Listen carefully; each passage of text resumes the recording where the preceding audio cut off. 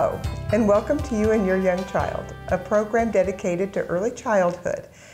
And I'm Sheila Biggs, and we have been having several programs featuring service providers for young children in various, we've had breastfeeding, we've had, and last week we had Jean Gauber, who you work with at OCCK, and she talked to us a little bit about infant and child development and delays and the services she provides. And can you tell me a little bit about OCCK? We've had several people from OCCK, and I think those are initials out there that kind of people can maybe wonder about. Well, it was Occupational Center of Central Kansas, but we're so many things now, including transportation in Salina and across the state for medical runs and such. But so it's OCCK as an acronym. We just use that. Okay. We serve mainly 9 counties. My program serves 22 counties in north central Kansas, but we offer residential services, employment services, helping people get back into the workforce. And then transportation, and those are the main, and our assistive technology, which we'll talk about today. Yeah, the program that you work in is called? Well, it's Solution Outreach Center. Solution Outreach Center. Yeah, well, that's our name, so that's how you find our building. But we are assistive technology, and we've been around for about 20 years. We do have a long history, and starting off with the co-op, so we kind of did some cooperative things with the North Central Kansas co-op based in Salina. But we provide assistive technology ideas and solutions to a person of any age, and it can be any disability. Okay, so not just children. Not just children, but you know, a lot of the solutions can go over any age, and some of the devices too are similar. But we travel 22 counties, and we can go into the workplace, home. Okay. I don't think any of your young children are working yet. But not yet. So let's focus on the young children. So then, yeah, we and the early early intervention services that you provide. Well, with any age, 0 through 5 is mainly what we're speaking about today. We can be invited by the school or the family or a concerned person to visit with a child, bring in assistive technology ideas that might help equalize their environment. For instance, assistive technology is anything or tool or idea sometimes to equalize an environment for somebody that has physical, cognitive, a variety of sensory disabilities. So we can come in and work with that child's family, the child's team, which might include their physical therapist, occupational therapist, or speech and language pathologist, and come up with ideas on how could they communicate better. Do they need a communication device? Do they need positioning and mobility?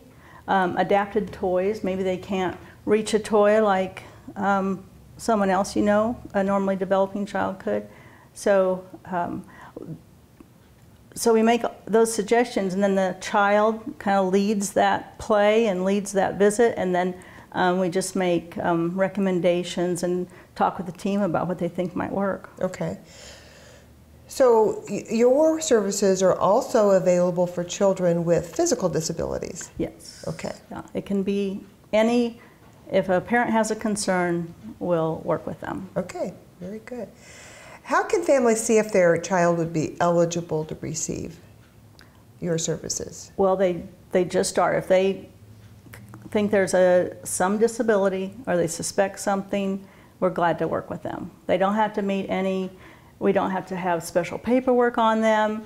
A referral can be just a phone call. Okay. So and talking to me or my coworkers. Okay. And then we'll arrange for a visit wherever they want us to see them, or they can come to our office. We do have office in Abilene, but our main base is out of Salina. Okay. But we'll travel. But you'll travel, so you'll go to the person's home if need be. Okay, very good. And what happens when the child is determined to be eligible? We just try to fit them in as soon as we can. We usually overpromise. Overpromise. But we're supposed to underpromise and overdeliver. But we just put them on our calendar, and we find out a little bit more about that child. Okay. That will cause us to bring better ideas, better devices with us. For instance, if we know that someone has low tone and they don't sit up well to a table, we can bring positioning devices. We can bring activity chairs. We have hygiene chairs. There are gait trainers, where a gait trainer is if you can't support yourself walking, you can be secured into a device and you can have that upright position. So position is really important to learning, and mobility is very important to learning. So if we find something of any of the devices I've referred to, we do have a statewide loan system, and we ship out of Salina all across the state.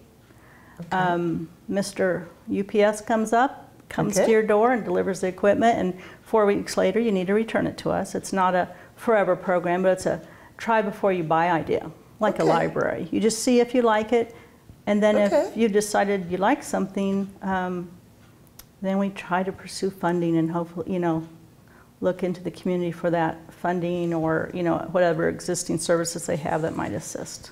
Okay. Can you give me some examples of some of the problems you've encountered and some of the solutions you've come up with? Well, a boy comes to mind right away who was under the age of 3. He was using an over-the-counter. He could not talk. Okay. And he was limited in mobility he could only sit on the floor and maneuver his environment from that position. Well, he had a wheelchair, but when I saw him, he was just on the floor. Well, he grabbed a toy with the A through Z board on it. I mean, it's just a little punch thing, and it would say talk when you push the A. He was spelling and pointing with the other hand to what he wanted.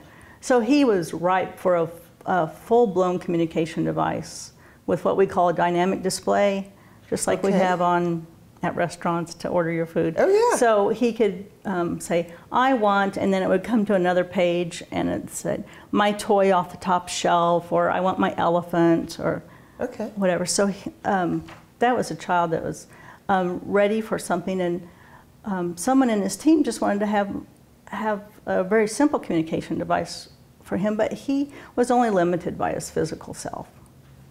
So first they borrowed something from the system, they borrowed more, and then they decided on a device that would help. And then the school took care of, or the preschool, or, well, infant toddler services pursued that purchase.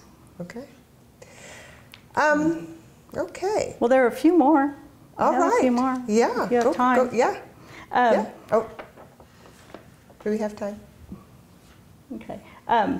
Well, we have a very young child that could operate a power chair. Given the chance, she could operate a power chair, and then that gave her a better learning environment. So I guess I could go on, but I won't. But you can. Since we ran out of time. But actually, we have time for, give us 2 more examples if you've got them. All right.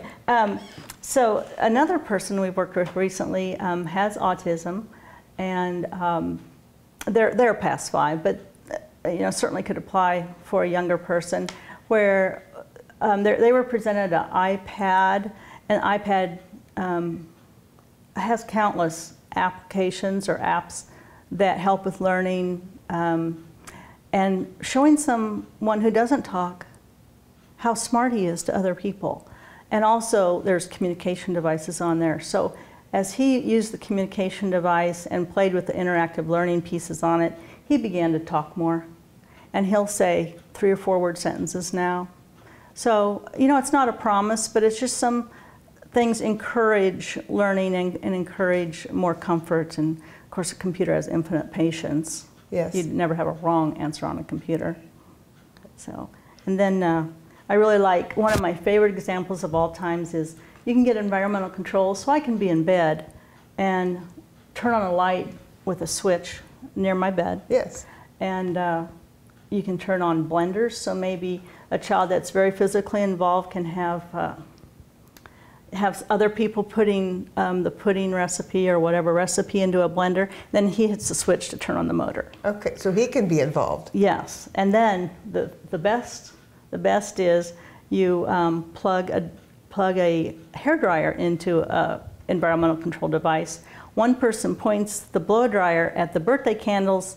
The child hits a switch and blows out his own candles. So Very that good. was pretty special. Yes. Yeah.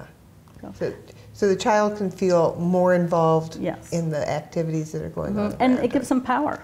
It's, Yeah. you know, a power that some, you know, you just, so, you know, giving someone control over their environment gives them power and knowledge, and they can run with that.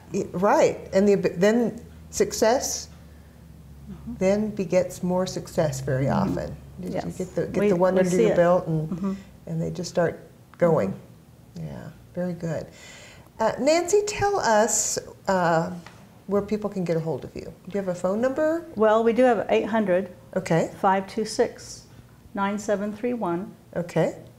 I'm extension 179. I'd like to give out my coworkers too, but she's not here to defend herself. So. Okay. But you can get hold of Solution Outreach Center at that number. Okay. Very, very good.